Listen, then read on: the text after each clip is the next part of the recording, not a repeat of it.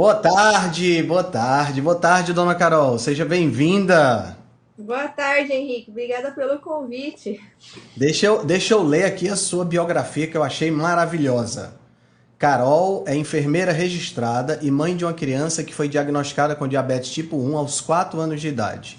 Ainda na UTI com o filho, ela leu o artigo de pediatria Management of Type 1 Diabetes with a Very Low Carb Diet e conseguiu nos 5 anos seguintes manter a hemoglobina glicada do filho entre 4,5 e 5, show, empregando baixos níveis de carboidrato, insulina regular e seringas. Ela tem mestrado em obstetrícia, especialidade em neonatologia, passando um ano trabalhando em uma UTI-N. Ela, UTI neonatal, né? Ela É, também é autora de diversas publicações. A missão de Carol é mostrar que através de um estilo de vida com baixo teor de carboidratos, você pode obter níveis normais de açúcar no sangue, que as famílias e as crianças possam prosperar recuperando a esperança de uma vida saudável e alegre mesmo com diabetes. Uau! É isso aí. Isso aqui é uma missão de vida, hein? exatamente, Henrique. Eu acho que a grande proposta dessa live, né, que a gente colocou como falar sobre o protocolo do Dr. Bernstein, mas mais do que isso, né, é mostrar o poder da alimentação numa doença crônica e progressiva, né, como a gente define, né, o diabetes, né? É, será que a gente pode parar isso, Henrique? Será que a gente pode tirar isso, né? Não ser mais uma doença crônica e progressiva? Será que Uhum. a gente existe alguma coisa que a gente possa fazer? Ou será que a gente está fadado mesmo a ter as complicações, né?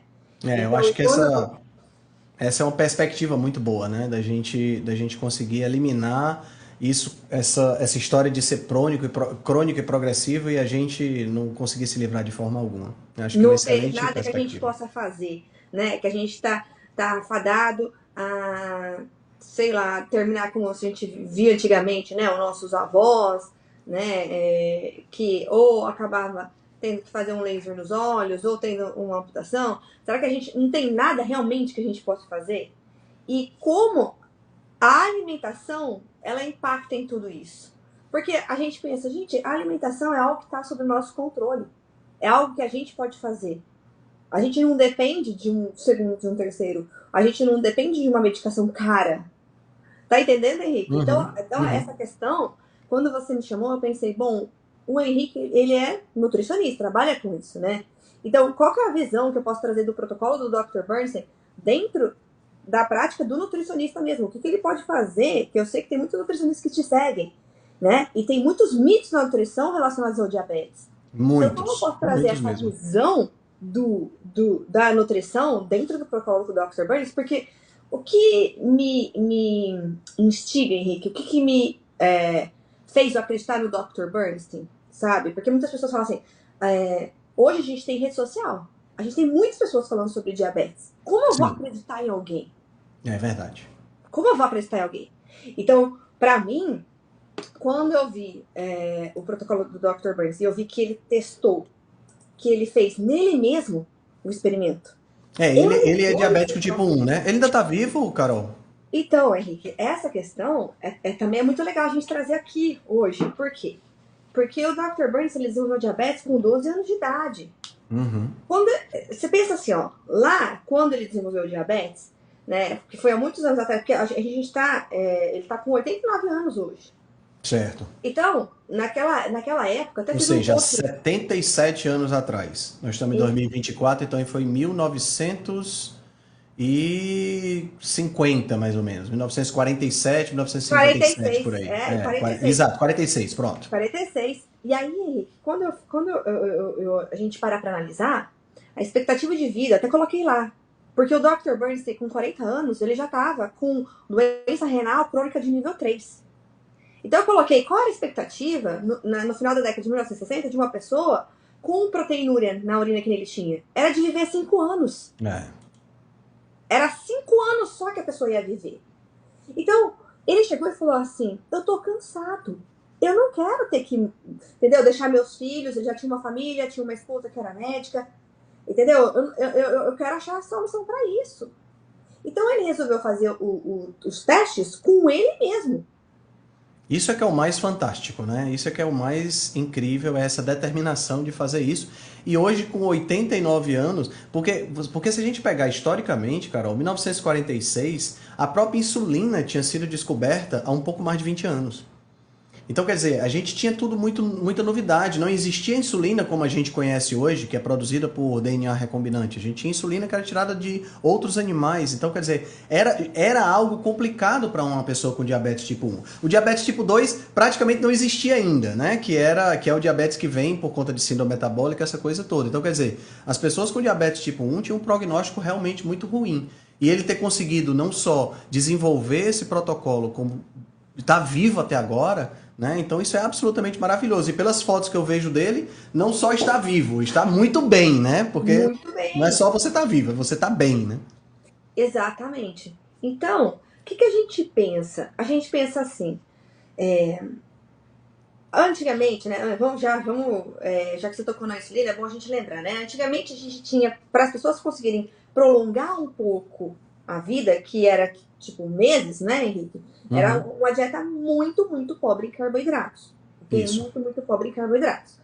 Era a única alternativa praticamente da pessoa que não, quando não tinha insulina, não existia Ou não existia insulina, né? insulina. Exato. Aí a gente teve, né, a descoberta da insulina por Benton Best em 1921. E aí, Henrique, a gente viu a insulina, a gente começou a olhar a insulina de uma forma muito errada, como se ela fosse a cura do diabetes. Por exemplo, eu não tenho hormônio da tireoide, eu vou lá e reponho o hormônio da tireoide. Então, se eu não tenho hormônio insulina, eu vou lá e reponho a insulina. Pronto, acabou, resolvi o meu problema. Uhum. Só que a gente não parou para pensar assim, ó. Eu tô tratando, quando eu injeto insulina, aquele número vai subir, né, a glicemia vai subir, eu vou dar insulina, vai baixar, pronto, eu resolvi meu problema. Se fosse só isso, estaria resolvido Seria. Aí realmente o tava problema. resolvido, né? Se fosse só isso, Resolvido, estava resolveu o resolvido. problema. Se a glicemia sobe, eu tomo insulina, baixa, acabou. É. Só que com os passar dos anos, Henrique, as coisas foram evoluindo. Então, hoje, a gente vê maior número de pessoas utilizando uma coisa que a gente chama de sensor, que é um monitor contínuo de glicose. Uhum. E a partir dessa descoberta, para mim, é um marco no diabetes que divide a era antissensor e a era pós-sensor. E eu consigo Certo. enxergar o impacto dos alimentos, principalmente na minha glicemia, que antes eu não conseguia enxergar. Sim. Então, assim, o Dr. Burns, ele descobriu tudo que ele descobriu com um glicosímetro. Com aquele aparelhinho que a gente mede, né? Faz o furinho, a gotinha de sangue, mede a glicemia. Ou seja, na era pré-sensor, como você falou, né? Exato. Mas imagina o Dr. Bernstein se ele tivesse diabetes hoje. O É que ele verdade. poderia ter feito, Henrique? Entendeu? Ele poderia ter preservado, ele fala até isso no livro. Se eu tivesse a capacidade de enxergar de ver o que está acontecendo com a minha glicemia, eu poderia ter preservado as minhas células beta. Hoje em dia a gente fala, essa live, ela dá um plus, tá? Mais do que tem no livro do Dr. Burns. Essa parte não tem no livro do Dr. Burns, que é a era pós-sensor. Ele nem menciona sensores dentro do livro, tá? O livro, a atualização, a última atualização que a gente tem é de 1997. Exato. Então, ele não menciona isso. Mas se a gente extrapolar, o que os tratamentos mais modernos hoje em dia estão tentando fazer? O diagnóstico precoce do diabetes no estágio 2. Então, como é que a gente abre o diagnóstico de diabetes tipo 1? A gente tem estágio 1, estágio 2 e estágio 3. Certo. No estágio 1, gente, a gente vai ter... começa a ter presença de anticorpos.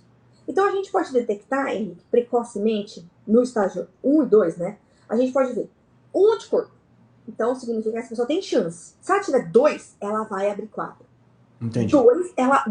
Presença de 2 anticorpos, ela vai abrir 4. Certo. E isso faz com Esse teste é um exame de sangue convencional para esses anticorpos e normalmente é feito... O que é que estimula a pessoa a fazer esse tipo de teste? Algum sintoma? Boa. Então vamos colocar. A gente só tem sintoma no estágio 3. Certo. É essa a dificuldade. Esse é o problema. Esse é o problema. Porque o médico da atenção primária, que é ao lado do SUS, tá? Uhum. Ele está lá no centro de saúde. Ele não vai desconfiar que a pessoa tem diabetes tipo 1 se ela não tiver sintoma. Não vai. Só que, o que foi mostrado nesse congresso que teve de tecnologia, no último congresso de tecnologia que teve lá na Itália? A Itália saiu na frente. A Itália está testando todas as crianças de 0 a 3 anos para ver se há presença de anticorpos. Então a Itália saiu na frente. Ela falou, eu quero acabar com essa história de diabetes tipo 1. Então eu vou testar todas as crianças como se fosse um exame. Como se fosse um teste do pezinho. Teste do pezinho. É isso que entrando, nasceu, já faz o teste para verificar a presença. Entendi. Já faz para saber se você tem chance. Se tem risco, né? Se tem risco. E se tiver, existe então a possibilidade de você preservar as células beta? Existe. Isso é fantástico, isso é fantástico. E aí, Henrique, que entra a questão do protocolo do Dr. Bernstein. Por quê? Porque existe medicações que estão sendo testadas para controle do ataque autoimune, tá? Não são medicações que ainda conseguem fazer as células se regenerarem numa velocidade maior do que a destruição. Porque o grande problema de uma doença autoimune é a velocidade de destruição dessas células. Porque quem disse, Henrique, que o nosso corpo não consegue reproduzir essas células? Só que a velocidade que destrói é muito maior do que a velocidade que muito maior, entendi. Então, o que eles fizeram? Eles estão testando medicações que vão atuar no sistema autoimune para que essas células não sejam destruídas. Então, quanto mais reserva de células beta você tiver no momento que você, for diagnosticado com os anticorpos, mais você vai conseguir preservar delas. Porém, Henrique, o que as pessoas esquecem? E o Dr. Bernstein fala isso no livro. Gente, eu sempre falo muito de glicemias normais no meu perfil, certo? Do número 83. Sim. E esse é um conceito que vem do livro do Dr. Bernstein. Então, a gente precisa conectar uma coisa com a outra. O que é um valor de glicemia normal e quando que o nosso corpo começa a atacar e por que ele começa a atacar essas células? Teoricamente, são nossas células, nosso corpo está atacando as nossas próprias células. É isso o ataque autoimune. E por que atacar principalmente as células beta do pâncreas? Você pode atacar qualquer uma. Por que ele está atacando a do pâncreas? Uhum. Então, o que ele fala lá no livro? Gente, é uma nota de rodapé. Eu, Carol, leio os rodapé do livro, tá? É uma nota de rodapé. Ele fala que quando a nossa glicemia ela passa de 140, expõe uma proteína na célula beta, chamada de GABA. Que isso o nosso corpo reconhece como estranho e vai lá e ataca. Como é o nome da proteína, Carol? Desculpa. GABA. GABA, tá. Ok? Então, o Henrique, a partir de 140 já começa a haver destruição. As pessoas elas não estão ligadas nisso. A partir de 160, você já começa a eliminar a glicose pela urina. A partir de 150, você já tem estudo mostrando que começa a haver glicação. Então, a importância de você ter glicemias normais eu não quero ter complicações futuras, eu não quero que haja glicação. Porque toda vez que há glicação, é inativação de uma proteína. A glicação é isso, inativa uma proteína. Sim. No nosso organismo, perdemos ela. Existem proteínas que se regeneram a cada 3 meses, como a hemoglobina glicada, que é o que a gente mede. Exato. Mas existem proteínas como o colágeno que demora 15 anos para se refazer. Então, tratar um ombro congelado, uma capsulite do ombro, você vai esperar 15 anos? Será que você tem ainda 15 anos de vida? Perfeito. Tá entendendo como que é essa questão das complicações? Então, vamos colocar aqui. O mais importante, a gente vai falar sobre alimentação, como é que deve ser, mas que tem um monte de gente que quer saber, né? Mas o mais importante é você perceber que você pode prevenir as complicações e reverter algumas. Então, entendi. O Dr. Bernstein que já estava nas últimas. Gente, ele já estava nas últimas. Porque para você ter doença renal de nível 3, Henrique, você já tá nas últimas. Já tá com o pezinho na hemodiálise, né?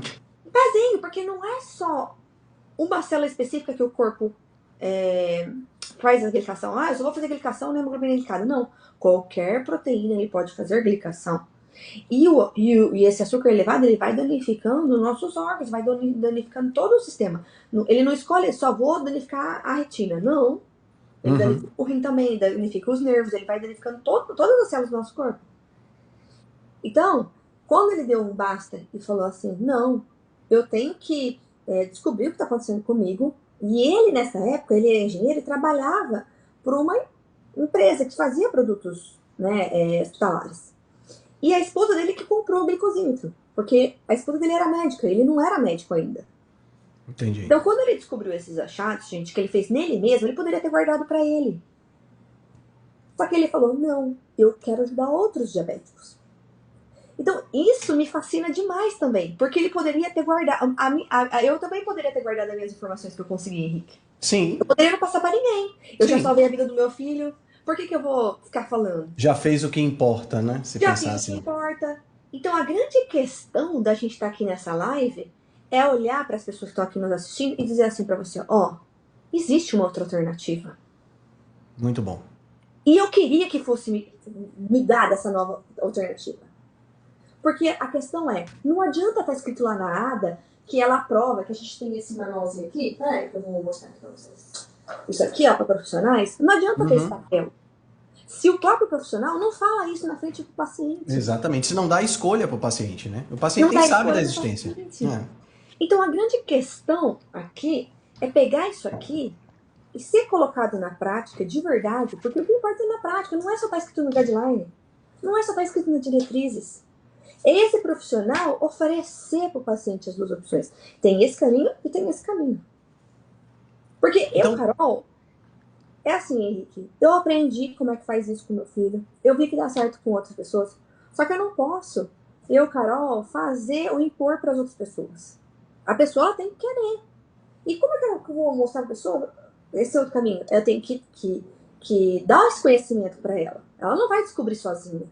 Muitas vezes a pessoa não vai nem ler os guidelines, não vai nem ler isso aqui, nem vai nem procurar, entendeu? Sim, ela vai ouvir o que o médico falou dentro do consultório. Então isso tem que ser trazido para dentro dos consultórios e tem que ser dada essa opção. E, Henrique, eu vou te falar mais. Às vezes as pessoas, elas ouvem o termo low carb e vem com muito preconceito junto. Sim. Mas na hora que eu coloco as coisas gostosas que meu filho come, as pessoas ficam tudo com vontade, copiam os pratos. Me manda foto no direct, mostrando, fazendo as ideias que eu dei de café da manhã com a criança comendo. Uhum. Então, eu acho que trazer isso também do visual, sabe? Mostrar as opções que a gente tem. Que a gente também tem doce low carb, a gente tem várias opções. Sim. Que não é limitado do jeito que a gente ouve falar, né? Eu acho que isso também traz uma outra visão. Não tenho dúvida. Sobre o que eu faço, né? O que meu filho come. Porque essa é a grande dificuldade das pessoas, né? Deixa eu te perguntar uma coisa, Carol. Então, deixa eu ver se eu entendi o que você falou até aqui. São 3 estágios para o início do diabetes tipo 1. E esses estágios envolvem a produção de anticorpos contra as células beta do pâncreas. Você pode ter só o fator genético, certo. O HLA, lá tá quietinho, você tem o fator genético. Certo. Aí você vai ter a presença dos anticorpos. Quando você já tem uma presença, tem que ficar alerta. 2 é que você vai abrir quadro. É que já tem, é praticamente uma sentença de que você vai mais cedo ou mais tarde. O que vai determinar, é isso que eu queria ver se eu entendi. O que vai determinar, então, que eu vou demorar a abrir o quadro é justamente eu saber disso e a partir desse momento eu evitar o máximo possível picos glicêmicos. Para evitar aquela exposição da proteína e, consequentemente, ativar ainda mais o meu sistema imunológico. Exato. Então você vai ter que fazer o que, Henrique, junto? Você pode colocar a pessoa já na low carb, vamos dizer assim, né? Já evitar principalmente açúcar e farinha, né? Que são os 2 grandes vilões aí que eu colocaria. E aí, se a pessoa não consegue atingir glicemias normais, o uso de insulina junto. Por quê? Certo. Porque, gente, a insulina, ela não é algo ruim. A pessoa vê a insulina como o fim. Se meu diabetes tá muito ruim, eu vou ter que usar insulina. Não. A insulina, ela vai dar uma ajuda para aquelas células que estão lá não cansarem. Eu dou um exemplo tão simples. Para você manter as injeções em baixa dosagem. Porque assim, Henrique, o diabetes tipo 1, quando você abre o quadro, você não tem mais 100% das suas células funcionando. Já perdeu parte delas. Certo. Você tá lá com uns 20%, assim, delas ainda lá. Que a gente fala que é aquela período da lua de mel, sabe? Que é o início do quadro, do diagnóstico, que algumas células elas acordam. Porque esse é meio complicado de falar, mas é assim, ó. Quando tá muito alta, tá com uma quantidade de açúcar muito alta no sangue, as células beta elas tentam se defender dessa destruição. Então elas começam a adormecer. Então você fica adormecida, dormindo. E Se você for procurar isso nos estudos, você vai achar com o termo de glucotoxicidade e vai achar como Uhum. differentiation, tá? Existe isso na literatura. Eles descrevem que elas ficam adormecidas lá, e aí quando você normaliza a glicemia, elas acordam algumas delas, que é esses 20%, e volta a Entendi. funcionar, que é a parte da lua de mel. Então, para você não destruir elas, você não pode ter hiperglicemia. Porque se tiver hiperglicemia, você vai acabar destruindo elas. Porque é como se eu tivesse. Não tenho mais 100% dos meus operários na fábrica, só tenho 20%. Só que eles têm que trabalhar como se fosse 100%. Eles não vão dar Entendi. conta. Vai chegar uma hora que eles vão pedir demissão. Porque trabalhar 5 vezes mais, ninguém quer. Não faz sentido. Não faz sentido. Então aí eu vou dar insulina, certo? Para essa pessoa. Porque ela tem diabetes 1, ela vai ter que tomar insulina. Muitas pessoas pensam, não, se eu fizer low carb, eu vou ficar sem insulina. Diabetes tipo 1, Não tem jeito, né? não tem, Henrique. E isso é muito perigoso, porque as pessoas elas deixam de comer o macronutriente que é mais importante que a proteína, para não ter que usar insulina. Porque a proteína também precisa de insulina para cobrir. E aí acaba indo mais. Eu já atendi um caso, Henrique, muito triste. Até foi a doutora Janaína que me indicou. Na verdade, eu falei pra doutora Janaína que eu não poderia ter, porque essa mãe tinha que fazer um tratamento psicológico pra entender o que estava acontecendo com ela, porque ela começou a só dar gordura pra criança. Ela dava Nossa Senhora. coco, leite de coco, porque ela viu que tinha pouco impacto na glicemia. Uhum. E aí restringiu demais, entendeu? A intenção não é essa. Entendi. A intenção, gente, quando a gente fala em alimentação para pessoa que tem diabetes, é fazer a alimentação que a gente deveria estar comendo, que eu deveria estar comendo, que meu marido deveria estar Certo? comendo, todo Certo. mundo. A alimentação que deveria ser a alimentação de todas as pessoas que existem no planeta. Porque, Henrique, se a sua criança ela não come proteína e ela não come nenhum vegetal, ela tá comendo os processados, industrializados, que é o que sobra. Não tem Exatamente. como! Não tem como! Você tá Exatamente. entendendo? Não tem como. Que, se não come nenhum tipo de proteína, não come nenhum tipo de vegetal, então ela só tá comendo industrializado. É. E esse é um assunto bem legal de a gente falar, Henrique. Eu também pensei para trazer hoje aqui. Nossa, Henrique, eu tenho outra coisa para falar. É assim, Eu gente. tenho a tarde toda para conversar com vocês. Só lhe avisando. Enquanto o seu bebê novinho não chorar, vamos nessa. Ó, uma coisa que eu queria trazer aqui para vocês é o seguinte, gente. Imagina a criança, né? Eu vou falar da criança porque o Lucas ele foi diagnosticado, meu filho, com 4 anos de idade. Hoje ele tá com quase 11 anos de idade, né? Então, eu tenho essa experiência muito grande com criança, porque no livro não aborda muito sobre criança, né? Uhum. Então, outra falha que não tem no livro do Dr. Bernstein é a questão da criança. A criança é diferente. Então, imagina, Henrique. Se eu, Carol, não sigo aquilo que eu falo pro meu filho seguir, como é que meu filho vai me ver? Uma mãe fraca. Uma mãe fraca.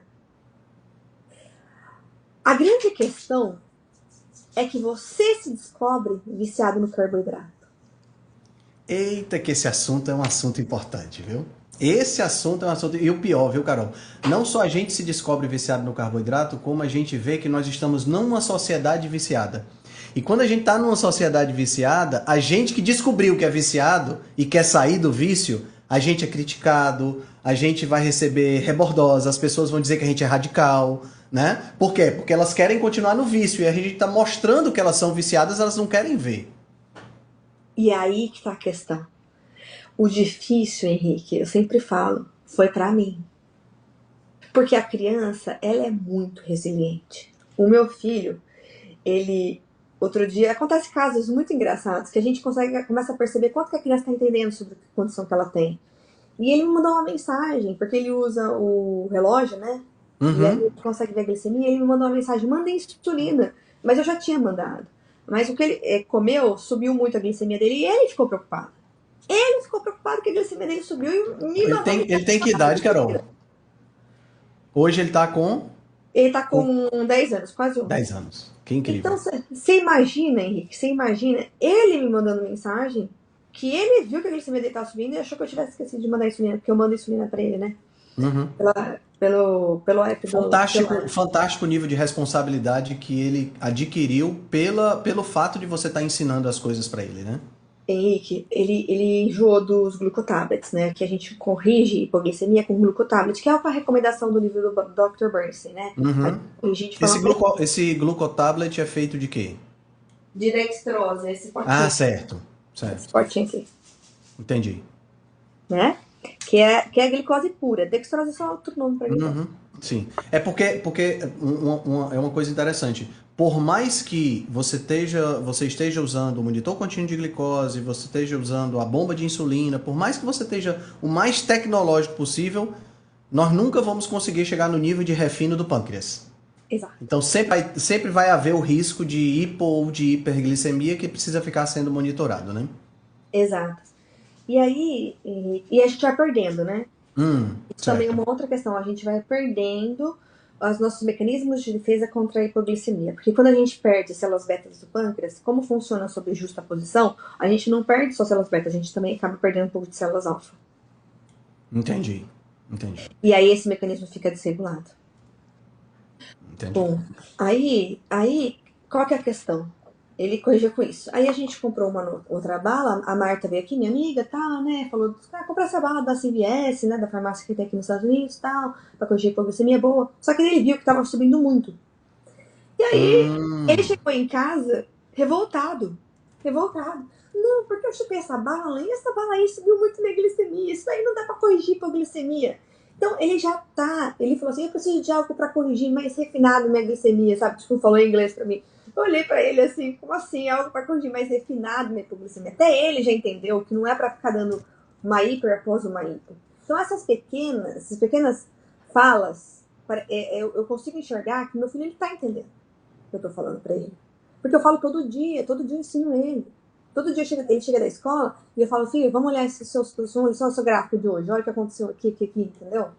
Eu converso isso com é ele. fundamental. Você não trata ele como uma criança ou como, sei lá, uma pessoa que não tem condições de entender. Você explica na linguagem dele para que ele possa ir adquirindo, porque esse é um ponto interessante, né, Carol? Eu estou estudando muito sobre essa questão de educação de crianças, né? E eu vejo que hoje em dia a gente muitas vezes trata as crianças como as crianças fossem debilóides. As crianças elas têm o potencial de entender se você explicar da forma correta e você começar a dar responsabilidade e autonomia para elas, né? Porque a partir Exatamente. do momento que você dá essa autonomia, você se torna mais livre e assim a gente não tem controle sobre a vida, né? Hoje a gente está aqui, amanhã a gente pode não estar. E aí essa criança, se for uma criança totalmente dependente, como é que vai ser, né? Então, isso é uma coisa, Henrique, que eu queria colocar até mesmo, porque assim, eu tenho o meu curso, né, sobre educação em diabetes, e eu queria colocar essa questão também de trazer o pai para participar. Sim, sim. Porque eu tive muita resistência do meu marido, muita resistência no início. Né? Ele falava, como é que você vai acreditar num médico que tá no Facebook, que não é o nosso médico do nosso filho, que não tá vendo o nosso filho, sabe?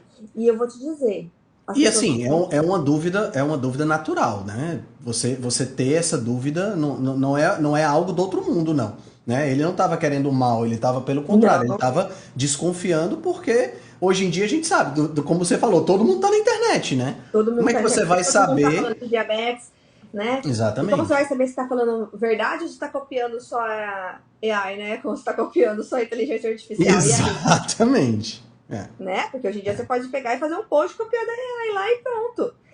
E é tão legal isso porque o pessoal do Type fez uma pesquisa na AI para saber o que ela falava sobre low carb e DM1. E eles colocaram a resposta lá no Facebook. É até legal se, né, Ah, eu quero ver depois. essa questão aí. Porque colocam vários medos na gente, né? Quando a gente fala em low carb e DM1. Vai aumentar o risco de cetoacidose diabética. Vai aumentar o risco de hipoglicemias. E tudo isso daí é mito, né? A gente sabe que não é só low carb, é os ajustes das suas medicações quando você faz uma low carb.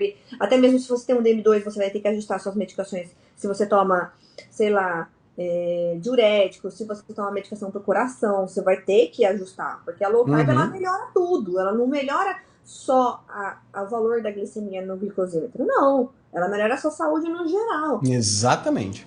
Entendeu? Então, se você não trabalhar junto com o profissional para fazer esse ajuste das suas doses, você vai ter que aprender. É isso que eu defendo. Eu defendo muito isso. Eu defendo que você saiba o que você está utilizando, o que você está tomando, que você aprenda sobre o seu, né, a sua condição e seja autônomo no seu tratamento. Porque ninguém conhece melhor o seu organismo do que você mesmo. Ninguém conhece melhor. E ninguém está no dia a dia para tomar as decisões ali. Você vai ter que tomar uma decisão ali muitas vezes, entendeu? Você vai numa festa. Quem vai tomar a decisão? Você. Sim, Você vai corretíssimo. estar ali. Seu médico não vai estar ali com você tomando a decisão. Então, mas isso eu faço com o Lucas. Por quê, Henrique? Porque eu vejo assim, ó. Depende do interesse dele? Depende do interesse dele também. Mas não Claro. adianta eu só querer cobrar que ele saiba. Porque eu errei muito para aprender. Eu errei muito para aprender. Não foi do dia pra noite que eu acertei as doses dele, que eu já sabia. Não. Eu errei muito. E o problema disso é errar com a vida do outro, com o do seu filho, né? Porque eu tive que testar tentativa e erro o protocolo do Dr. Burns. Não tem como você saber qual é a dose certa para tal. Sim. Você vai errar. E quer queira, quer não, o protocolo dele, ele experimentou nele, que é adulto, né? Então é uma coisa que E você não fazer dá com a para sua você criança. pegar exatamente a mesma coisa e aplicar na criança, né? Exato. Então, eu falo que eu aprendi muito com a comunidade. Com a comunidade. É muito importante a pessoa que recebeu o diagnóstico agora participar de grupos, estar junto, envolvido nesse meio, sabe? O próprio grupo do Type 1 que segue o protocolo do Dr. Burns, que foi esse artigo que o Henrique leu aí na minha biografia, que eu li lá ainda na UTI, para chegar no que eu faço hoje, e as pessoas que eu conversei, tudo isso me guiaram para onde eu tô hoje. Tá entendendo? Eu não fui sozinha. Não fui, eu, Carol, tirei essas coisas da minha cabeça. Não. Eu primeiro li o artigo do Tepper-Grid, vi que fazia sentido para mim, fui atrás das outras mães, conversei com as outras mães, conheci a Betânia pessoalmente, que é a que tem a fundação do River, do Let Me Be 83. Conversei com ela. Sabe, Henrique? Ela é real, ela faz isso realmente com o filho dela e dá certo. E há mais de 10 anos. Pra eu tomar coragem e falar, não, eu vou fazer isso com o meu filho também. E também pra mostrar pro meu marido que era possível. Claro. Então, eu acho que Antes desse fato, Carol, o Lucas consumia, seguia as recomendações padrões. o Consumia Henrique, carboidrato e você vivia naquela montanha russa de insulina, hipoglicemia, hiperglicemia. Era o normal, não, era o comum para você. então vamos colocar aqui. Henrique, o comum é que assim, fácil, as pessoas elas não têm muita noção assim de saudável. Saudável Uhum. para quem? Saudável para pessoa que tem diabetes. Então, um prato de um brasileiro, fácil, pode dar 100 gramas de carboidrato. Sim, sim. Fácil pode dar 100 gramas de Sim. carboidrato. Não tenha dúvida. Facinho, facinho Entendeu? mesmo. Então, assim, o meu filho, ele comia, eu juro por Deus, era só isso assim, de proteína e isso aqui de arroz. Era um bowl de arroz e um tantinho de proteína. E pra eu inverter isso, deu trabalho. Não foi Uhum. fácil. Meu filho queria comer o pão e não queria comer o recheio. Não foi tranquilo.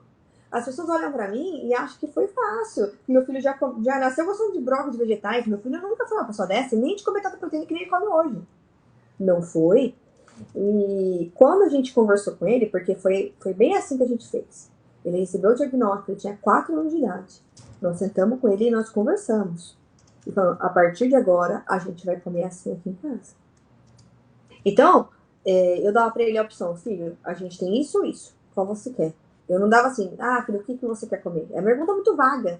Você fala, o que a criança quer comer? A criança, ela não tem essa região que a gente chama frontal do cérebro Sim, desenvolvida. Mas, né? exatamente. Isso a gente só vai ter depois lá com os 20 e poucos anos. Uhum. Então, Por ele isso que a age criança é muito mais impulsiva do que o adulto, né? impossível, eles agem por impulso. A não É ser os adultos que são crianças, mas tudo bem. exatamente, agem por impulso. Então, Uhum. eu não deixo assim aberta a pergunta. Eu foco, sabe? Você quer isso, a gente tem isso. Qual desses você vai querer? E eu nunca forcei o Lucas a comer, que nem, né? A gente tem aquela coisa, minha mãe forçava a comer berinjela, eu não gosto de berinjela. Minha mãe forçava a comer quiabo. Não. Você gosta de tal vegetal? Então nós vamos fazer esse vegetal. E fiz ele por muito tempo. Até ele querer experimentar outras coisas.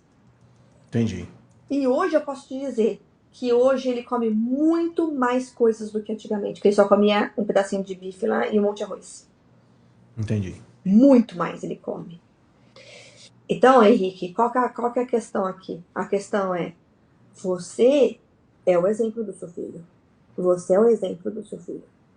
Se o seu filho vê você comendo pizza e ele tendo que comer o prato da proteínas vegetais, não é justo isso.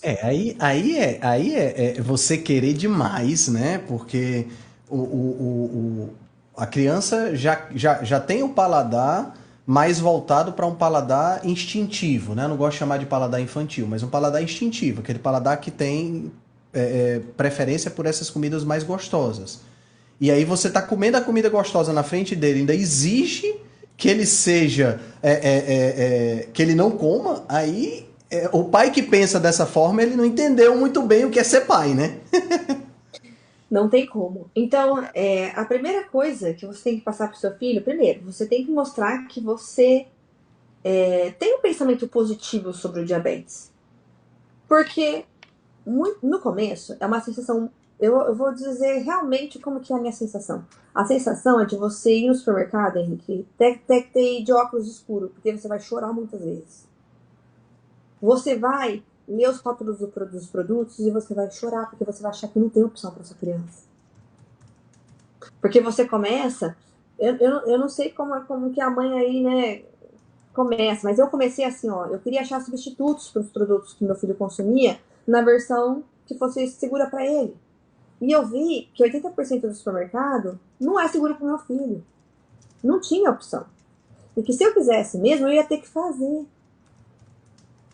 Entendi. Então, isso para mim, então, assim, como se eu dissesse assim, o mundo não está preparado, né, para receber uma pessoa com diabetes. Não está mesmo, não está mesmo. A indústria faz os produtos lá para vender mais, para ser gostoso, palatável. Não está pensando na saúde da pessoa. Não está, Henrique, não está. E aí, quando você começa a ver e fala assim, nossa, não tem nada, o que meu filho vai comer? Dá um desespero. Dá um desespero. Não tenha dúvida. Não tenha Dá um dúvida. desespero. E muitas vezes você vai chorar nesse início sozinha. Uhum. Porque ninguém vai entender o que você está passando. É. Então é difícil esse início, é muito difícil. Mas depois, com o tempo, Henrique, você vai indo para o caminho certo. Depois que eu li o livro do Dr. Burns, eu vi assim, não, eu estou procurando no lugar errado. As opções é na comida de verdade. E existem muitas opções lá. Que a gente não vai para lá e não olha as opções que tem. Por exemplo, quando eu mostro uma batata fake que eu faço, que é de jicama, todo mundo me pergunta o que é essa tal de jicama. Que é uma batata mexicana, que ela tem muito menos carboidrato, e a gente faz a batata frita fake pro Lucas. E toda vez que eu posto isso, nossa, todo mundo sai perguntando o que é isso. Então, são coisas que eu descobri que se eu não tivesse um filho com diabetes, eu nunca ia descobrir.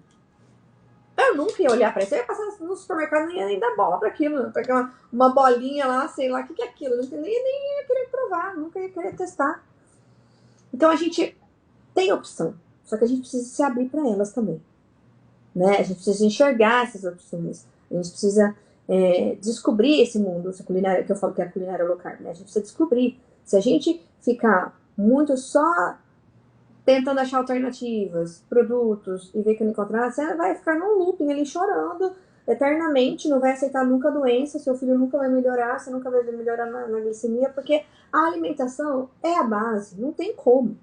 Sem dúvida. Eu posso fazer exercício físico, eu posso controlar meu estresse, entendeu? Eu posso tomar litros de água, me manter hidratado, mas nada vai impactar mais do que a alimentação. Sem Nada dúvida. vai impactar mais.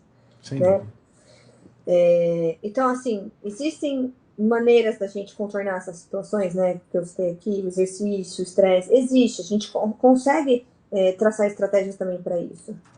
Mas se a gente só ficar pensando, aplica insulina e diminui a glicemia se ela subir e tá tudo bem, entendeu? É o caminho que eu não escolheria, que é o caminho muito ruim. Porque você tá jogando com a sorte com a sua saúde, eu falo. É contar com a sorte. Você não tem nenhuma.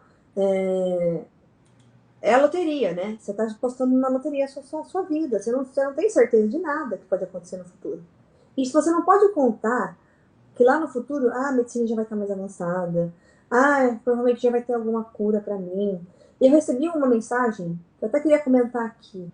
de um seguidor que ele já me segue há bastante tempo. E ele falou assim, Carol, eu fiz o meu transplante de rim e de pâncreas e deu tudo certo. Aí eu falei, nem sabia que ele, né? Quanto tempo você ficou fazendo diálise? Quanto tempo de diabetes você tem? Comecei a conversar com ele. Ah, Carol, eu tenho 10 anos de diabetes e eu fiz 2 anos de diálise. Quer dizer, com 8 anos de diabetes, ele perdeu o rim. Pois é, A gente é só com 30 anos. exato, era isso que eu ia dizer, é muito cedo. Muito cedo, se a gente não cuidar. Entendeu? Se a gente não encarar com seriedade, é por isso que eu falo tanto no meu Instagram, tão às claras as coisas, porque encara com seriedade o diabetes. Uhum. Com a seriedade que ele deve ser encarado. Não é, se eu tiver alguma complicação, vai ser daqui 30, 40 anos. Não. A complicação pode vir muito antes se você não se cuidar. E se for a sua criança, pode vir mais cedo ainda. Então é isso que eu vejo diariamente, que talvez, às vezes a gente não quer ouvir esse assunto, né? Que a gente meio que bloqueia, né? Essas questões. Não, isso não vai acontecer comigo, porque eu aplico a medicação, tomo a medicação todo dia certinho, ou aplico minha insulina todo dia certinho. Só que, hoje em dia, que eu falo que é a era pós-sensor, a gente já sabe que não basta só isso. Não basta. A gente tem que ter glicemias normais. Então eu falo tanto de ter glicemias normais é justamente porque eu vejo esses casos. Eu trabalho com isso. Eu vejo pessoas chegando com glicadas que a gente consideraria ok pelos guidelines e a pessoa já está com complicação. Né? Então, cada vez mais, a gente fala hoje em dia, até bom a gente tocar esse assunto, né? Porque a gente fala em glicemias normais, né? E a gente já está se falando nos congressos em um timing range mais tight, mais apertado, de 70 a 140. Então, essa glicemia que a gente vê para gestante, certo? Que quando a gente engravida, a gente tem que ter uma glicemia de 70, de 63, na verdade, a 140, deveria ser o padrão para todo mundo que tem diabetes. Não só da gestante. Por que só a gestante precisa ter esse controle? Depois que ela... Aí depois que tem o bebê, vai chutar o pau da barraca e vai subir tudo, né? Não precisa mais cuidar? Então, ela precisa manter esse padrão. E a gente vê isso muito em criança, por quê? Porque a criança, o cérebro dela está em desenvolvimento. Então, a hiperglicemia, a gente sabe que danifica o cérebro. Então, é muito importante que a criança tenha valores de glicemia normais. E isso, ao longo dos anos, vem diminuindo. A ADA, cada vez mais, vem diminuindo, a Associação Americana de Diabetes, o que ele considera como padrão para a criança. Por quê? Uhum. Porque cada vez mais a gente tem mais estudos mostrando que esses valores que eles liberam para que seja mais alto em criança, não é tão vantagem assim não, que está dizendo complicação. Então, cada ano vem diminuindo. É interessante, né, Carol, como a gente tem uma tendência de achar que as crianças podem determinadas coisas e que o adulto não pode. Outro dia eu vi um post no perfil da Denise, Low Carb BR, que dizia assim: o adulto deixa de comer doce, para de comer carboidrato, deixa de comer doce, por exemplo, e aí, putz, cara, você tá indo bem e que força de vontade que você tem. A criança, o pai diz para não comer doce, aí, nossa, esse menino é tão radical, esse menino não tem felicidade, esse menino não vive. Como se criança pudesse comer doce, não tivesse problema nenhum, e o adulto, né? Então, assim, criança, pessoal, a gente tem que entender que se uma criança come doce hoje, ela tá programando uma vida adulta doente. Né? Quando eu tô falando doce aqui, simbolizando aqui todos esses ultraprocessados. Né? Não é porque ela é. Ah, não, mas é porque ela é criança, ela pode. Não, não pode. É igual achar que, não, o Henrique é magro, por isso ele pode comer o que ele quiser. Não, eu não posso. Não é assim que funciona, né? Eu acho que aqui a visão é mais comida de criança. Aqui nos Estados Unidos, a gente tem cardápio para criança. Você vai no restaurante, você encontra o menu assim, né, para criança. A comida da criança não tem que ser diferente da comida do adulto, tem que ser a mesma. Uhum. Exato. Então, só aqui que tem essa divisão, né? Engraçado isso. Então, eu acho que a gente usa muito a comida em várias formas, né? De parabenizar a criança, de vários feriados que tem aqui nos Estados Unidos, a gente, né, usa a comida para isso, né? Então,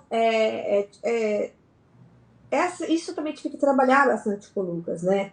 Dessa questão, a gente tem um combinado. Você vai pegar, você vai aceitar o que a pessoa te der e você vai falar assim, eu vou levar para minha casa. E traz para casa.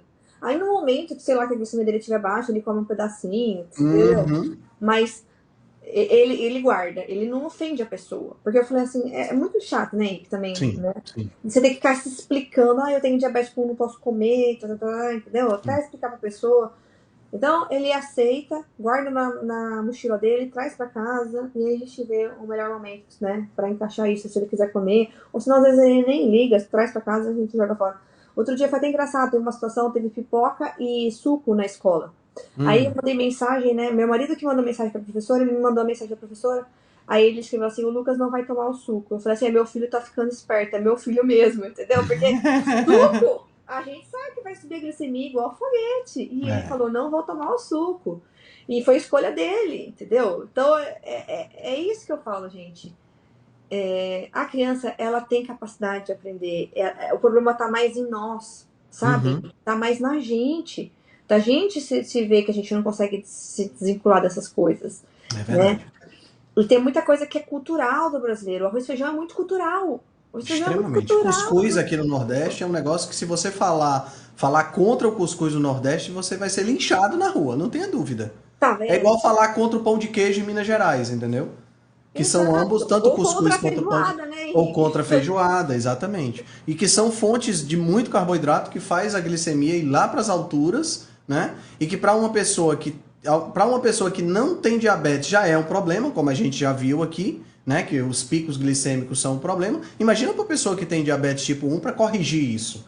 E se pensar na feijoada, que ainda tem a gordura, né? Que você comenta muito sobre isso, que a gordura traz um efeito de manter a glicemia mais alta por mais tempo. Eu queria até, seria interessante se aproveitar, já que a gente falou de feijoada, explicar um pouquinho por que isso acontece no diabético tipo 1, por que a gordura influencia nesse aspecto. Exato. Então, o que acontece? A gente não pode basear as nossas observações, até mesmo do sensor, numa pessoa que não tem diabetes e que usou o sensor e que mostrou os resultados. Que nem, por exemplo, muitas vezes eu já usei o sensor, já mostrei meus resultados. E o impacto que tem, por exemplo, no meu filho, o mesmo alimento.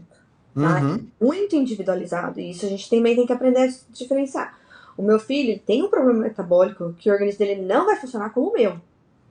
Então, eu posso fazer um experimento em mim e observar antes e 2 horas depois e ter um resultado. Só que no meu filho, essa gordura vai ficar impactando por horas. Por horas no organismo dele.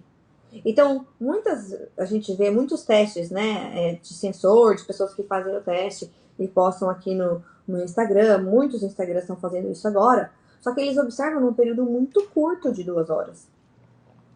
E eu fico imaginando, o que aconteceu depois? Eu quero saber o depois. Porque essa gordura, ela vai impactar 6, 8 horas. Tem um estudo que foi feito com a pizza que impactou 24 horas na glicemia da pessoa a gordura. Lembrando que nós estamos falando do impacto da gordura na glicemia quando você consome junto com o carboidrato. Né? A gente não está falando de você comer proteína com gordura, é diferente, né? Então vamos lá. Exato. Então qual que é a importância de você seguir um protocolo estilo do Dr. Bernstein? Justamente isso, a combinação dos macronutrientes. Não é só fazer uma low carb. Muitas pessoas falam assim, não, Carol, eu já estou fazendo low carb e eu não vejo o resultado. Porque ainda não está seguindo a composição do prato que o Dr. Bernstein recomenda. Saiu aquele vídeo da mulherzinha da Ada, da nutricionista da Ada, que o DJ Sim, Maurício, surfista, né? o Surfista Maurício colocou lá o postou. Maurício. Uhum. Então, o que ela fala lá, né? De você colocar os vegetais de baixa amido na metade do prato, aqui colocar um quarto, colocar proteína, e aqui você colocar os seus carboidratos favoritos, pasta, arroz, né? Todas as coisas. Então, o que acontece? O que acontece é que quando você junta esse tipo de carboidrato, que a gente fala que é o amido, certo? O que é amido? Um monte de glicose dada a mãozinha.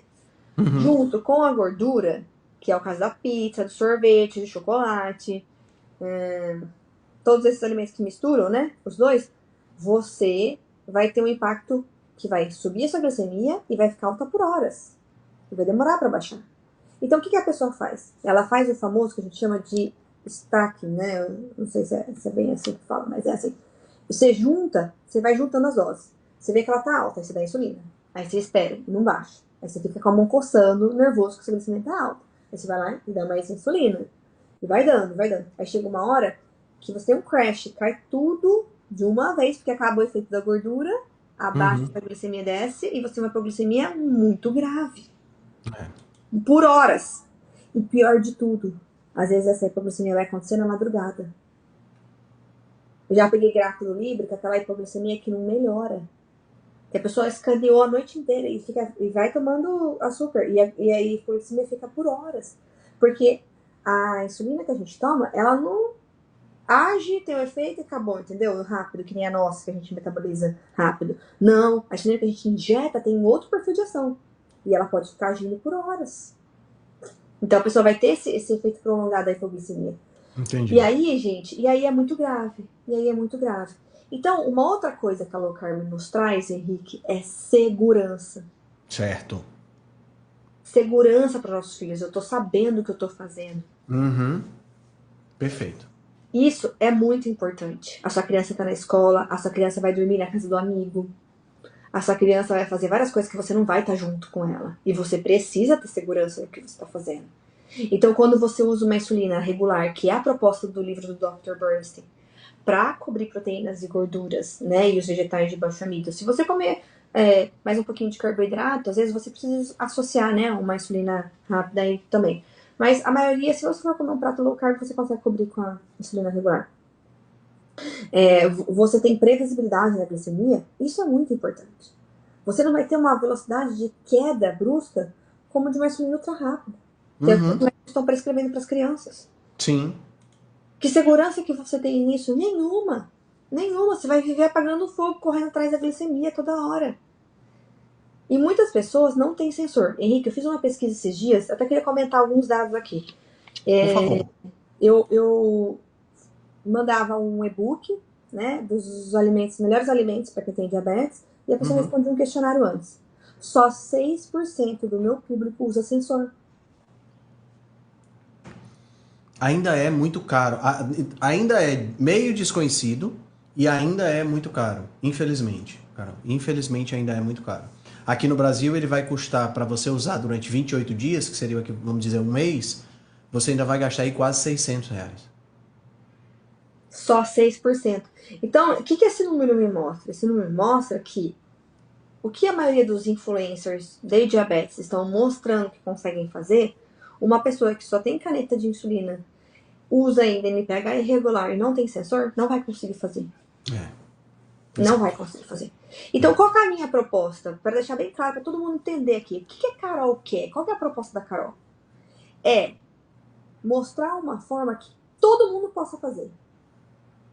Se você tem sensor, se Excelente. você não tem, se você usa caneta, se você usa bomba, você consegue fazer. Depois que você Excelente. aprendeu, organizou o seu cenário, atingiu glicemias normais, se você quiser testar outros alimentos, que eu chamo de alimentos difíceis, ok, sinta-se livre para fazer. Mas primeiro, atinja as glicemias normais.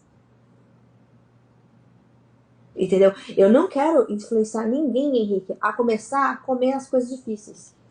Vem aqui que eu vou te ensinar a comer a coisa difícil. Não, não vou fazer isso. Porque a pessoa não está nem conseguindo ter a glicemia normal ainda. É Então, verdade. essa é a minha proposta. É trazer algo simples que qualquer um pode fazer. Qualquer um pode fazer. E eu acho que esse é que é o grande lance, né, Carol? É você ter a perspectiva de ajudar as pessoas com coisas que sejam realmente factíveis para elas. Porque não adianta, por exemplo, vou te dar um exemplo em relação a essa questão do diabetes, mas voltado mais para o diabetes tipo 2. Tá. Eu faço um trabalho voluntário com um grupo de senhoras, né? E me pediram para dar uma palestra lá sobre diabetes tipo 2 e como fazer para contornar, para evitar. Tá.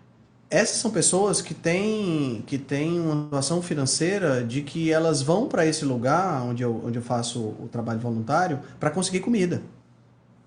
Como eu posso. O meu grande desafio é esse, porque é um público totalmente diferente do público que paga uma consulta minha para poder eu ser nutricionista deles. Como é que eu vou fazer para poder ajudar essas senhoras com o conhecimento para que elas possam realmente ter ferramentas para fazer algo? Tá entendendo? Então não basta só você dizer para as pessoas que elas têm que comer baixo carboidrato sim, mas como fazer isso, né? Então eu acho muito legal essa parte que você comentou de ajudar a pessoa independente do nível de renda dela, independente do nível de conhecimento, para que ela possa fazer, né? Para que ela possa realmente ter o resultado e mudar a qualidade de vida, que a gente sabe que esse tipo de abordagem muda a qualidade de vida da pessoa. Exatamente. Nem todo mundo, Henrique, tem dinheiro para ficar comprando whey mais caro, entendeu?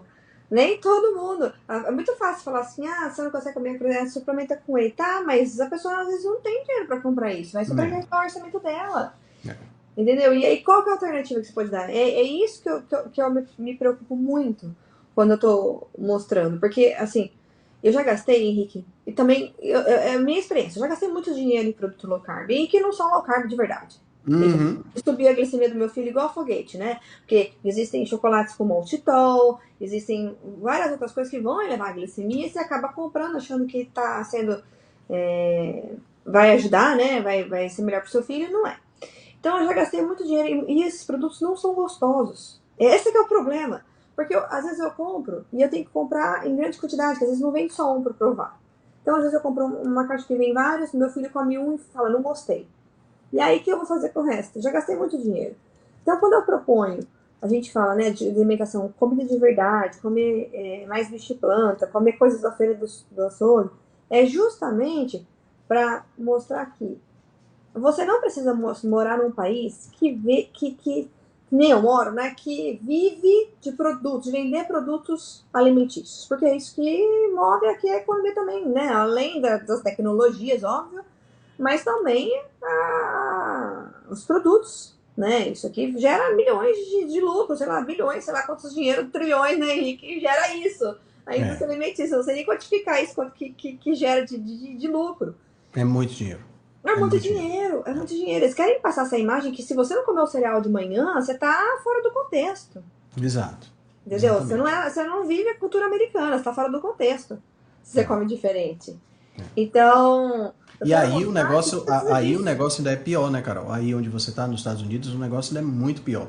Porque aqui no Brasil a gente ainda tem, se você for mais pelo menos aqui onde eu moro, né, que é nordeste do Brasil, se você for um pouco mais para o interior, as pessoas, embora ainda comam muito arroz, feijão, macarrão, por exemplo, mas você vai ver muito pouco ultraprocessado no café da manhã, por exemplo, né? Você vai ter o cuscuz, você vai ter, mas assim, é muito menos processado do que se você pensar num cereal como esse aí, né? Cheio de açúcar e tudo mais.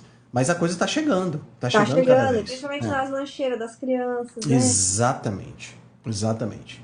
E com essa história de achar que a criança, por ser criança, pode comer esse tipo de coisa, então os pais começam a mandar lancheiras cada vez mais ruins, né? Cada vez mais cheias de ultraprocessados. E muitas vezes sendo enganados pela mídia, né? Quando você pega, por exemplo, eu já vi bisnaguinhas com papinha de frutas, por exemplo, né? Que se você olha a composição, realmente ali tem só fruta.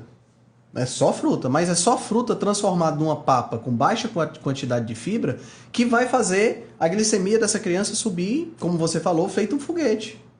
Tá entendendo? Quer dizer, o pai acha que tá arrasando, porque tá dando para a criança um alimento natural. E ele viu lá no rótulo, me disseram lá no Instagram que se tiver muitos ingredientes é ruim, mas esse rótulo aqui só tem esse ingrediente, então esse troço deve ser bom.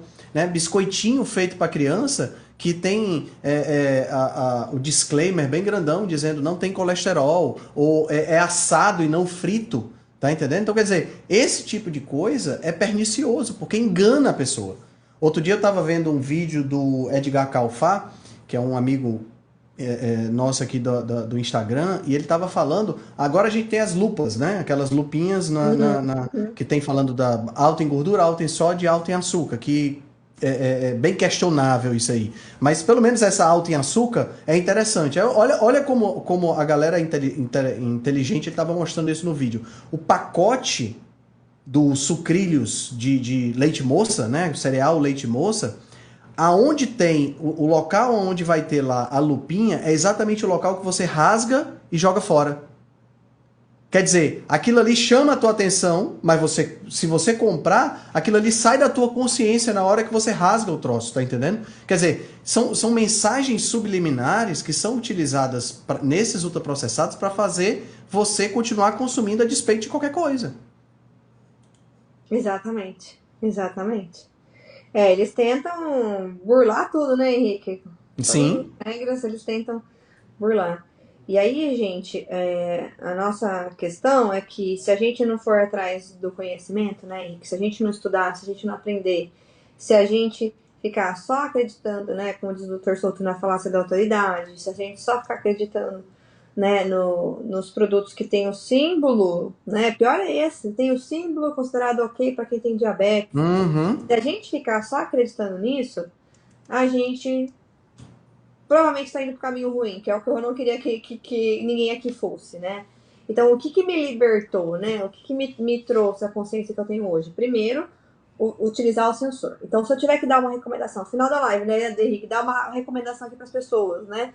Assim, tem um dinheirinho sobrando? Se dê de presente um sensor. Eu falo até assim, não compre nem o curso, nem o meu. Se você só não tem dinheiro para comprar nada, não precisa nem comprar meu curso, compra um sensor. Porque o que você vai aprender com o sensor, né, nessa época, o que você vai poder, né, descobrir que está impactando realmente na sua glicemia, é o sensor que vai te dar essa visão. Sim. Então, Sim. se você só tem, né, esse dinheiro, compre o sensor, nem compre meu curso, compre o sensor, que vai te ajudar mais. Para você estudar o impacto das coisas na sua glicemia, não só, né, impacto do exercício, impacto do estresse, impacto do fenômeno do alvorecer, o que está acontecendo na madrugada com essa glicemia, se tem impacto da gordura ou não. Eu sei que é muita coisa, gente, para vocês entenderem, mas o sensor vai clarear, vai trazer, ó, eu tenho que ficar dentro dessa faixa verde que tá aqui, ó, no sensor. Eu não tô ficando. Então eu preciso conversar com o meu médico porque eu não tô ficando dentro dessa faixa que eu tenho que ficar. E aí você vai ter argumentos para conversar com ele melhor também. Então, eu começaria por aí. Essa seria a minha dica. E aí você vai poder escolher melhor quais são os alimentos que dão impacto ou não. Porque você falar assim, existe alimento low carb? Não existe. Vai falar assim, isso aqui é low carb, isso aqui não é low carb. Não é só ser low carb. A qualidade desse carboidrato importa para quem tem diabetes. Importa. Perfeitamente. Porque as pessoas podem pensar, isso é importante você dizer, as pessoas podem pensar assim, todo mundo fala, tem muita gente que fala por aí que low carb é você comer menos do que 130 gramas de carboidratos.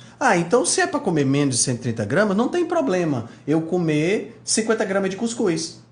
Porque é menos de 130 gramas. E tá dentro, né? Tá dentro, né? E tá dentro do contexto. Não é por aí. O fato de ser low carb não significa apenas a quantidade, como a Carol falou, significa também a qualidade desse carboidrato. E é engraçado, sabe, Carol, porque a gente vê muita gente que é influencer dentro dessa, nutricionista e tudo mais, que apoia uma dieta low carb e que se equivoca nesse aspecto. E acha que a pessoa pode fazer uma dieta low carb comendo chocolate ao leite, comendo, sabe? Comendo qualquer coisa. Não é assim. Principalmente se a pessoa já tiver problemas metabólicos ou, no caso, for diabético tipo 1, não é assim. A qualidade importa muito para a pessoa. Muito mesmo. E você só descobre isso quando você checa essa glicemia. Exatamente. Se você não checar, você não vê. Por isso que diabetes é uma doença silenciosa. Você não vê o que está acontecendo. Você não enxerga, você não imagina o que está acontecendo. Então, até eu, quando eu usei sensor, me surpreendi que eu vi que a minha glicemia dava pico. Quando eu comi o café da manhã com a banana e com a aveia e tomei o suco de laranja, minha glicemia disparou loucamente. Uhum. Então eu descobri, mas suco não é saudável? Porque vem da laranja. Pois é. Mas banana com aveia sempre me falaram que era saudável, que a aveia reduziu o pico da banana. E não foi isso que aconteceu. Então, eu comecei a ver. E quando você vê, Henrique, É É outra muito coisa. diferente do que o seu médico falar, você precisa fazer low carb. É outra coisa. É É muito outra coisa. diferente quando Muito você vê. diferente. Tem E uma aí, pergunta aqui, Carol, que eu acho que é interessante você manda as abordar. perguntas, eu não tô vendo as perguntas, manda as Apareceu aí na perguntas. tela. Gostaria de saber se a carnívora seria uma boa estratégia para melhoria do diabetes tipo 1. Tá, então vamos lá. O que acontece? A carnívora vai ter o problema da gordura, porque a gente não Uhum. pode comer só carne pura, só proteína pura.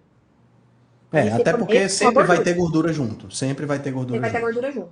Então, como que você vai fazer essa insulinização dessa gordura da carne? Porque você vai ter que fazer o diabetes tipo 1. Uhum. Então, às vezes, a pessoa. Eu já fiz uma live com o Justin, né? Que é uma pessoa aqui dos Estados Unidos também, que segue o protocolo do Dr. Burns, mas ele tá mais pra carnívoro agora, né? E eu fiz Certo. a live com ele. Então, o que ele tinha que fazer? A insulinização dele muda. Ele tomava a insulina Hum, regular, e depois de 2 horas e meia ele tinha que reaplicar uma outra dose de insulina regular pra pegar essa gordura que vai ficar impactando por horas na glicemia, entendeu?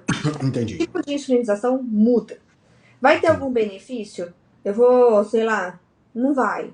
Então, assim, qual que é a questão? Por que eu sigo o protocolo do Dr. Burns e não trabalho com um carnívoro específico, né? Vamos dizer assim, para os meus Uhum. pacientes. O que eu recomendo é o protocolo do Burns. Porque, assim, Henrique, quando você come as fibras, elas dão uma freada nessa gordura e Exato. ajuda. Então, a Exato. combinação do prato vegetais de baixa media e proteína é perfeito para a glicemia ficar boa e você Aham. insulinizar só uma vez. Por exemplo, eu não vou ter tempo para ficar acompanhando a glicemia do meu filho que está lá na escola para saber se a gordura entendeu? Vai subir mais tardiamente. Eu não tenho esse tempo.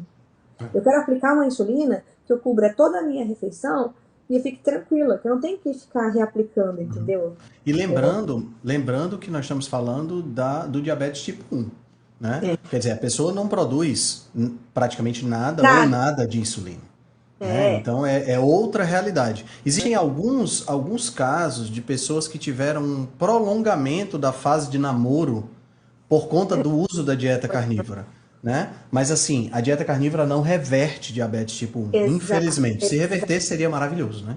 Então, Mas não faz isso. e você pode ter esse prolongamento mesmo comendo o protocolo do Burns, né? Os vegetais de baixo amido e a proteína. Você também pode ter esse prolongamento. Entendi. Você não precisa se restringir tanto, né? Porque é difícil. Imagina uma criança fazer carnívora. Vai ficar difícil para a criança. Se ela vai na escola, vai ver os amiguinhos, Uhum. É. coisas. É tão interessante isso que, Henrique, a gente acha, né? Mas tem um amigo do meu filho que ele tá fazendo o Ramadã. E ele não tá comendo durante o dia, não. E ele falou, olha, o Lucas veio com essa conversa comigo. Olha, meu amigo aqui, mãe, não tá comendo, não tá tomando nem água. Não tá tomando nem água, ele tá tomando. O Lucas ficou, né, impressionado. Então, que nem eu falei, tem a questão cultural também. Se a gente tá num ambiente que todo mundo tem uma alimentação mais carnívora, é mais fácil a gente seguir, né? Agora, se a gente tá inserido a criança num meio que a escola americana, tipo, que meu filho vive, né? Que todo mundo come trocentas mil coisas, eu tenho que achar meio que opções. Sexta-feira é dia da pizza, então eu tenho que achar uma pizza low carb, entendeu? Para que ele leve e que ele participe junto com os amigos. É mais Uhum. fácil eu fazer essa adesão a longo prazo, na É. minha visão, ainda mais com uma criança. Sim, Mas sim. se você é um adulto e você se sente super bem na carnívora, aprenda a insulinizar. Exatamente. Aí surgiu essa outra pergunta da mesma pessoa, que eu acho interessante porque é importante entender isso. São duas situações diferentes. Nós estamos falando de diabetes tipo 1. Na diabetes Isso. tipo 1, pessoal, a gliconeogênese, que pra gente que não come carboidrato é fundamental para nossa glicemia se manter constante, no diabetes tipo 1 a gliconeogênese é um problema. Tá entendendo? Por quê? Porque o que mantém a minha gliconeogênese, a gliconeogênese da Carol em xeque, ou seja, tranquila, é a insulina que nós produzimos. Mas no diabetes tipo 1 não há essa produção. Então a gordura em mim ou na Carol não tem efeito de subir a glicemia. Mas numa pessoa que é diabética tipo 1, na hora que ela come gordura e proteína, a gliconeogênese dela vai subir, porque isso acontece, e essa gordura que ela está comendo vai tender a manter essa glicose um pouco mais alta. Isso é que é o problema, entendeu? Então é um contexto totalmente diferente de uma pessoa normal, tá? Isso é muito Então, eu importante de acho, ficar claro. por exemplo, a gente tinha um paciente, a doutora Maíra, né? A doutora Maíra Soliano. Uhum. E ele comia 90 gramas de proteína No Fat Secret, tá, gente? Não é proteína de peso na balança que a gente come, não. Quando eu falo proteína pura, é que assim, carne é uma fonte de proteína, tá? Mas o quanto que tem de proteína naquele pedaço de bife, você tem que usar um aplicativo pra você saber. Porque tem água, tem gordura, tem outras coisas, entendeu? Você tem que saber o quanto realmente de proteína tem. Então ele comia 90 gramas de proteína, mas ele pedalava 5 horas. Então ele Uhum. gastava aquilo, compensava, tá entendendo? Ele fazia umas provas lá longo de bike, e Exato. aí dava certo na glicemia dele, porque você vai ter que ter alguma. Gastar, né? Consumir esse tanto de energia que você tá entrando no seu organismo, né? Tem que compensar. Então, não sei, o Henrique pode dar mais detalhes, mas muita gente que faz carnívora também faz uns jejuns, né? Porque também. Sim, sim, a gente acaba fazendo jejum isso que você falou é interessante porque se ele comia essa quantidade de proteína e ele saía para fazer os pedais e essa coisa toda, então a gliconeogênese dele iria produzir e ele iria consumir essa glicose. Então não há um problema não é um problema tão grande, né? E esse é um ponto importante, né? A atividade física para pessoas, quer seja diabetes tipo 1, tipo 2, LADA, qualquer que seja o tipo de diabetes, é fundamental o exercício físico, porque o músculo ele chupa a glicose para dentro dele e não solta mais, né? Que essa é a parte importante. Ele chupa e não solta mais. Então é importante de qualquer forma a gente manter um bom nível de atividade física, né? Exato. E assim, Henrique, até alguns exercícios, porque a pessoa fala assim, eu preciso fazer exercício, qualquer um. Depende. Alguns eu até nem recomendo para pessoa que tem diabetes tipo 1. Por quê? Porque vai dar tanto trabalho para você manejar isso, tá entendendo? Porque não é só você fazer um exercício. No diabetes tipo 1, você vai ter que pensar no impacto desse exercício na sua glicemia, qual horário que você vai fazer, qual o aumento do dia, se você vai comer alguma coisa antes ou não, se você tem insulina ativa ou não. É tanta coisa que não é só simples ir lá e fazer o exercício. Tem que ser planejado esse exercício no diabetes tipo 1. Para vocês terem noção, a gente está fazendo a função de uma glândula secretora que é o pâncreas, né? Que secreta a insulina. Então nós estamos imitando o funcionamento dela. Esse que é o melhor tratamento. Imitar o funcionamento, né? E o Dr. Bernstein descreve muito bem isso no livro, a fase 1 e a fase 2, né? Uhum. Fase 1, que é aquela que o nosso pâncreas ele consegue armazenar e produzir e armazenar insulina. Ele faz isso. Então, quando a gente pensa em comer algum alimento, ele já libera insulina de cara, porque tem armazenado lá. E para a gordura, ele vai produzindo aos poucos, lentamente, entendeu? Que seria como se fosse uma basal aumentada. Então, muitas vezes, Carol, recomendo para o meu paciente, mas isso já é manejo do diabetes mesmo, uma basal temporária, por exemplo. Eu sei que meu filho vai comer uma ribs, né, uma costela, que é uma carne que tem mais gordura. Então eu coloco uma basal temporária por tantas horas para conseguir pegar essa gordura. Tem toda E uma diferente. essas técnicas e esses detalhes são coisas que você foi aprendendo on the go, né? Você foi experimentando e aprendendo e testando e tudo mais. E isso é importante das pessoas entenderem também. E daí o que eu acho legal do teu trabalho, Carol, é exatamente isso. É trazer para as pessoas, já trazer essa informação um pouco mais mastigada. Entendeu? E as Para que a proteínas pessoa. não impactam todas iguais na glicemia. Exato, as proteínas não impactam todas iguais, o efeito da gordura e todas essas coisas, porque assim, o que eu vejo é que muitas pessoas que têm a questão do diabetes tipo 1, que descobrem o diabetes tipo 1, elas acabam se tornando pessoas que ficam meio órfãos, entendeu? Elas não sabem exatamente onde é que eu pego essas informações. E aí, para elas mesmas irem tateando como você fez, é complicado. Tá entendendo? Você já teve a vantagem de ter lido esse artigo, você devorou o livro do Dr. Bernstein, você tem o Isso tem background outras de coisas. estudou outras coisas, né? Então, quer dizer, não é um conhecimento, pô, o Lucas hoje está com 10 anos, você falou. Ele estava com 4 quando foi diagnosticado. Portanto, são 6 anos de estudo intensivo com talvez a pessoa mais importante da sua vida, que é seu filho. Hoje, os dois filhos, né? Então, quer dizer, não é um estudo qualquer. As suas informações não são informações levianas. Elas têm um alto grau de experimentação e de responsabilidade sobre aquilo que você está falando. Isso é muito importante das pessoas entenderem, né? Exatamente. Imagine que você vai fazer algo para o seu filho que não, né, não vai ser bom para ele. Nunca, jamais Uhum. uma mãe vai fazer um negócio para ele, né? Exato. E a gordura, Henrique, então só para fechar essa questão da gordura também, o Dr. B ele não aborda isso no livro. Por quê? Porque a regular, gente, ela tem uma caldinha que eu falo, né? Uma duração, a insulina regular, que pega essa gordura, né? O Dr. Burns não come tanta gordura assim, né, gente? Vamos colocar, ele já tá com 89 anos, né? Ele come um pratinho lá, não muito que nem um adolescente, né? Vamos dizer assim. Então, ele não vê muito esse impacto. Mas se você consome bastante proteína, né? Consome, sei lá, 3, 4 pedaços de bife, você vai começar a ver esse impacto se você usa o sensor. Então, como manejar isso daí é algo que vai fazer diferença muitas vezes na sua hemoglobina glicada. Porque as pessoas pensam, eu não consigo baixar a minha hemoglobina mais. Por quê? Porque o pós-prandial, a sua resposta que você tem após a refeição, ela conta muito no seu valor da sua hemoglobina glicada. Muito no seu valor. Então, se você tá aí com a sua hemoglobina glicada alta e você tá seguindo as recomendações e não sabe como fazer para diminuir, muitas vezes o erro tá ali. Porque onde que eu vou colocar tudo isso que eu tô consumindo, Henrique? Exatamente. Onde eu vou botar? É isso que você tem que pensar. Esse pensamento. Eu tô consumindo, será que é só botar mais insulina? Pra onde que vai tudo isso que eu comi? É isso que tem que ficar claro para a pessoa. Eu tive um professor na faculdade, Carol, que ele era diabético tipo 1 e ele recomendava aquela dieta padrão, 50% de carboidrato e tudo mais. E uma coisa que estava acontecendo com ele já é que mesmo como diabético tipo 1, ele estava ficando resistente à insulina. Olha que interessante. Ele não produz insulina, mas estava ficando resistente à insulina, igual um diabético tipo 2 que produz insulina exorbitantemente. Mas por que isso estava acontecendo? Porque como ele comia muito carboidrato e achava que era só controlar com insulina, o corpo dele já estava começando a receber insulina demais e isso era um problema.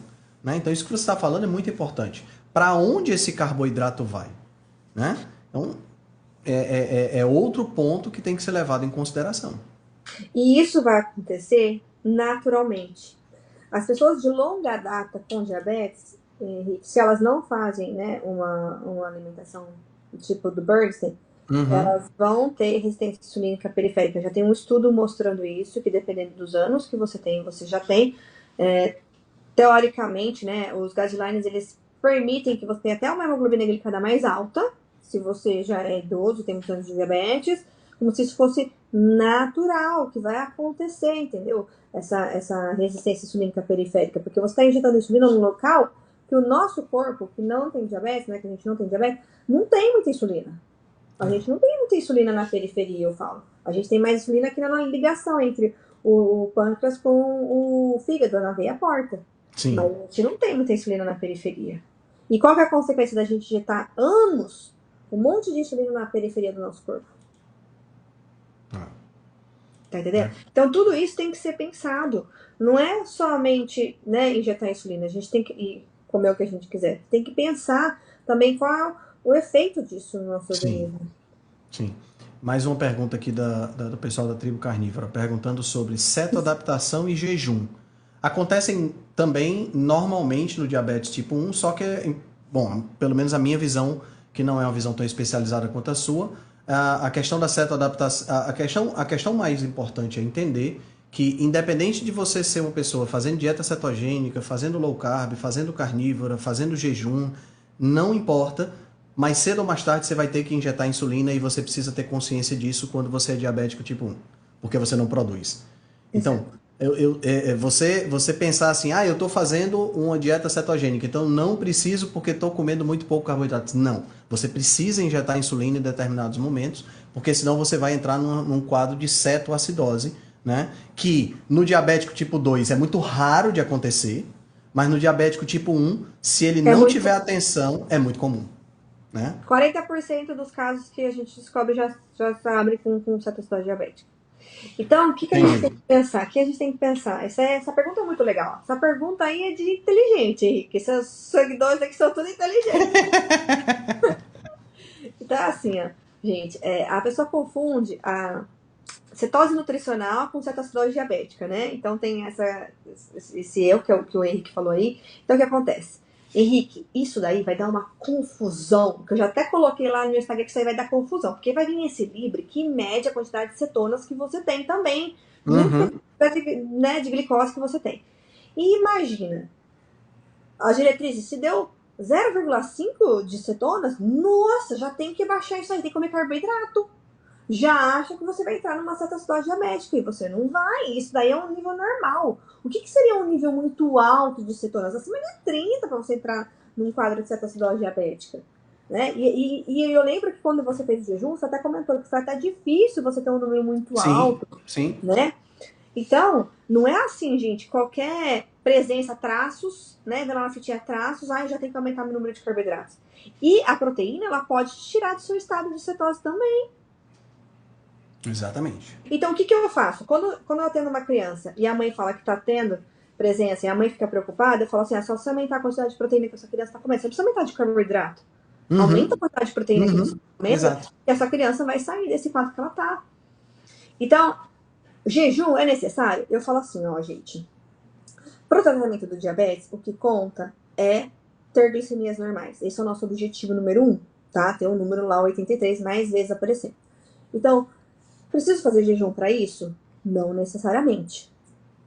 O que eu recomendo? Se você já tá cedo, Henrique, jantar cedo. Se eu for comer no outro dia, você já tá fazendo um jejum natural. Você não precisa ficar fazendo um monte de jejum, ter muitas presenças de cetonas no seu organismo para melhorar o seu tratamento do diabetes. Não é isso que vai fazer melhorar o tratamento do seu diabetes. Perfeito. Entendeu? Você não precisa. É só fazer. Gente, não... é tão simples, né, Henrique? Comer comida de verdade, fazer as coisas naturais que a gente já foi. Que a gente. Nosso corpo já tá. Como dizer, estabelecido, né, que a gente precisa fazer, que é comer de acordo com o nosso ciclo circadiano, fazer as coisas normais. Não precisa mudar muito para tratar o diabetes. Essas coisas que a gente deveria estar fazendo desde lá do período, do paleolítico, né, Henrique? Exato, exatamente. E hoje, com a vantagem da gente contar com a tecnologia a nosso favor. Né? Porque ter o sensor, né, de glicemia, né, o CGM, ter o glucosímetro, né, para quem não tem condições de comprar o monitor contínuo, ter as insulinas, né? Hoje com a bomba de insulina, que se Deus quiser ela vai ficar cada vez mais popular, espera-se, né, que ela baixe de preço, né? Então a gente tem a possibilidade de ter, e se a gente cuida da alimentação, é aquilo que você falou, é ter uma vida normal, né? Glicemias normais, como o seu filho tem, né? E, putz, isso é uma qualidade de vida que se a gente pegar 100 anos atrás, quando a insulina foi descoberta, era algo inimaginável, né? A pessoa que descobria que tinha diabetes tipo 1, ela tinha uma perspectiva de vida precária, ela não ia viver, ela ia morrer rápido, né? Exato. Exato. Exatamente, concluiu perfeitamente, Henrique, é isso. Hoje em dia a gente tem a possibilidade, eu falo assim, o meu filho ele não precisa comer igual um amigo para ser uma criança normal. Ele precisa ter capacidade de fazer uma atividade física e não ter que ficar parando toda hora para corrigir uma hipoglicemia. Ele faz taekwondo, meu filho, ir lá competir com os amigos tendo glicemias normais.